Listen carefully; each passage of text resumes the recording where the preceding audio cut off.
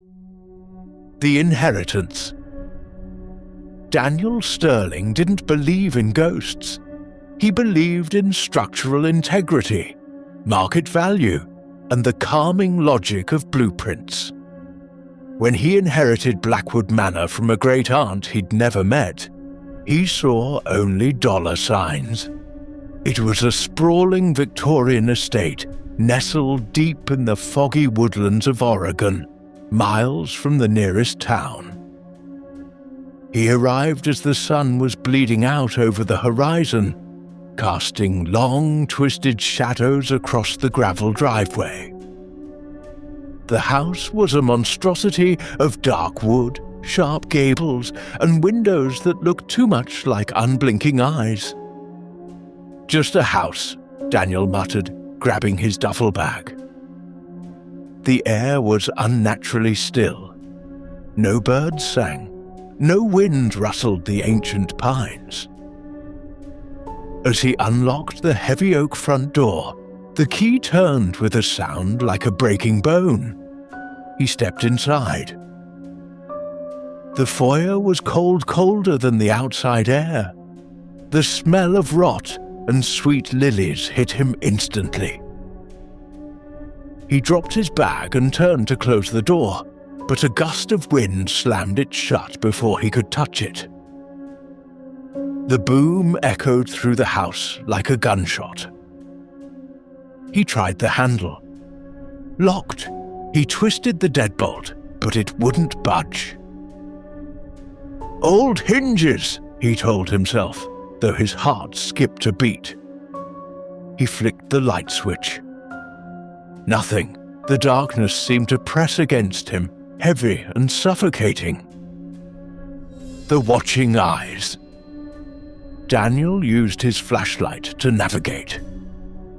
The beam cut through the dust motes, revealing peeling wallpaper and portraits of grim-faced ancestors. He felt a prickling sensation on the back of his neck, the primal instinct of being hunted. He set up a base camp in the living room, lighting a kerosene lamp he found. As he sat there, trying to review the floor plans, he heard it. Scratch, scratch, scratch. It was coming from inside the walls. Not rats. It was too rhythmic, too deliberate. It sounded like fingernails dragging against wood. Daniel stood up, shining his light at the wall. "Hello? Is someone there?" The scratching stopped. Then, from the darkness of the hallway, a ball rolled into the light. A simple red rubber ball. It stopped at his feet. Daniel stared at it, his breath hitching. He was alone. He was miles from civilization. He kicked the ball away. It rolled back into the darkness. A second later, a child's giggle echoed from the shadows. It wasn't a happy sound. It was wet and gargled. Aunt Agatha's journal sleep was impossible. Daniel spent the night exploring, weaponizing his skepticism. In the master bedroom, buried under a pile of moth-eaten blankets, he found a leather-bound journal. It belonged to Aunt Agatha. The first few entries were normal grocery lists, weather reports. But as the pages turned, the handwriting became jagged and frantic. October 14th. The house is hungry again. It doesn't like the quiet. November 3rd. I saw him in the mirror today. The man with no face. He stands behind me when I brush my hair. December 10th. I cannot leave. The doors won't open. The windows are unbreakable. I am not the owner. I am the livestock. Daniel slammed the book shut. Dementia, he whispered. She was sick. But as he looked into the vanity mirror across the room, he saw a shape standing in the reflection behind him. Tall, thin, wearing a tattered suit. Daniel spun around. The room was empty. The window's morning brought no sunlight, only a thick grey fog that pressed against the glass. Daniel had had enough. He grabbed a heavy iron fireplace poker and marched to the front window. He was going to break the glass, climb out, and walk to town. He swung the poker with all his strength. Clang! The poker bounced off the glass, sending a shockwave up his arm. The glass didn't shatter. It didn't even crack. It felt hard as diamond.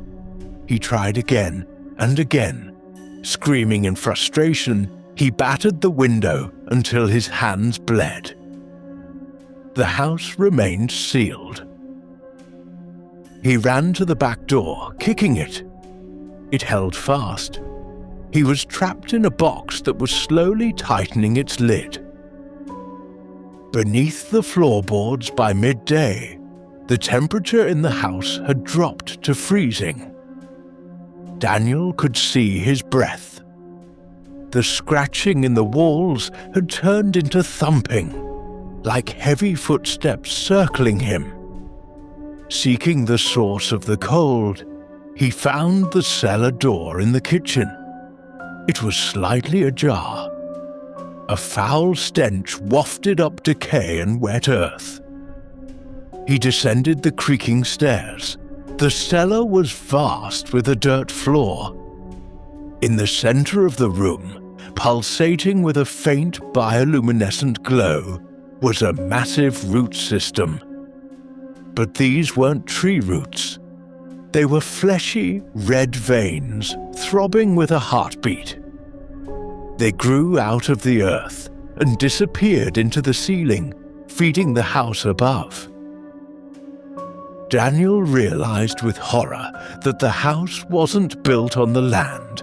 The house was the organism. The man in the suit. Daniel scrambled back up the stairs, but the door slammed shut at the top. He pounded on it, screaming, "Let me out! What do you want?" A voice spoke from the corner of the cellar. It was smooth, dry, and ancient. "We want what we always want, Daniel. Continuity." Daniel turned his flashlight to the corner. The figure from the mirror was there. The man in the suit. He had no face, just a smooth patch of pale skin where eyes and a mouth should be. Yet he spoke. Agatha served us well. She fed us her fear for 40 years, but she grew old. Her fear tasted stale.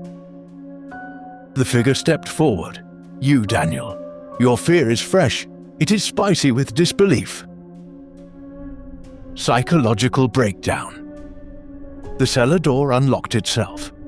Daniel ran. He ran to the second floor, barricading himself in the bathroom. But the house began to play with him. The water from the faucet turned to black sludge. The tiles on the floor rearranged themselves into messages. "Feed us! Stay! Die!" He curled up in the bathtub, clutching the poker. Hours passed. Or was it days? Time had no meaning here.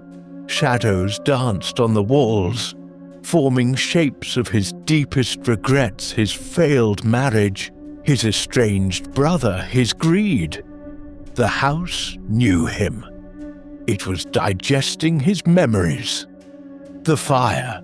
"If I can't leave," Daniel rasped, his eyes wild, "then no one lives here." He found matches in his pocket. He piled up old newspapers, curtains, and wooden chairs in the center of the hallway.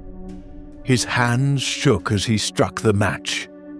"Burn!" he screamed, dropping the flame.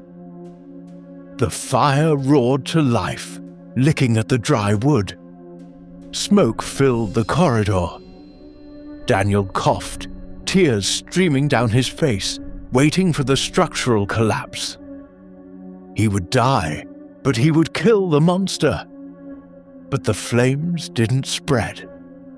They changed color from orange to a sickly green. The fire stopped consuming the wood and instead seemed to solidify, turning into cold, green crystal. The house laughed. The sound rumbled through the floorboards. Did you think you could burn a nightmare? The bargain Daniel collapsed, exhausted and defeated. The smoke cleared instantly. The man in the suit stood over him. "You have spirit," the entity said without a mouth. "Agatha was weak. She only hid. You fight. We like that." "Kill me," Daniel whispered. "Death is a waste," the entity replied. "We offer a trade. You become the keeper. You maintain the structure. You bring us visitors.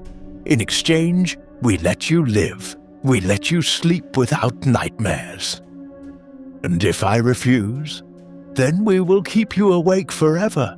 We will peel your mind layer by layer, for eternity." Daniel looked at the unbreakable windows. He looked at the solid darkness. He thought of the world outside that didn't care about him. The new keeper 6 months later. A sleek sedan crunched over the gravel driveway. A young couple stepped out, looking up at the imposing structure of Blackwood Manor. "It's beautiful," the woman said, adjusting her glasses. "Are you sure the owner is selling?" The front door opened. Daniel Sterling stepped out.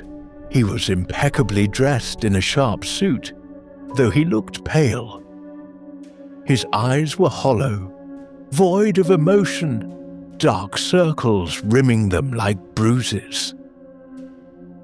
"Welcome," Daniel said, his voice smooth and dry. "Please, come in. I've been expecting you." As the couple walked past him into the foyer, Daniel lingered at the door. He looked at the tree line where the fog was gathering.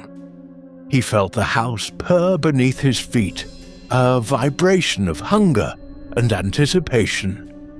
"Do you have good bones?" the husband asked, looking at the staircase. Daniel smiled, a thin, humorless expression.